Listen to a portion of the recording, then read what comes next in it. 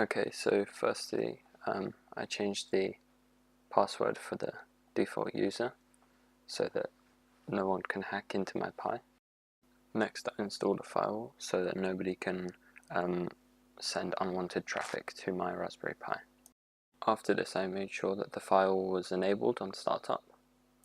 I made sure that I installed a threat detection and prevention system so that any hostile threats were detected and removed, as well as being banned from further access to the Raspberry Pi. Next, I saw that the network password was not hashed, so I made sure to hash it so that any potential hackers could not see the SSID password and connect to my network when they're not allowed. The command I used to hash the SSID network password was WPA_passphrase, and then in quotation marks the network that I wanted to encrypt the PSK for, and then the next was the actual PSK for the network, so they could encrypt it. After this, I made sure that the firewall blocked any unwanted connections and only allowed connections through port 22 for the SSH and port 80 for the HTTP traffic.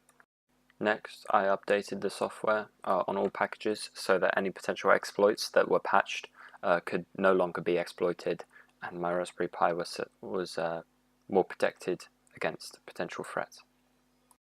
Now all I needed to do was install the Apache web server by using the command sudo apt-get install apache 2 with the command -y. This was to install the web server, and then next I needed to restart the service so that the actual web server was working. After this, I wanted to install a real antivirus software that could scan the system and detect any potential threats.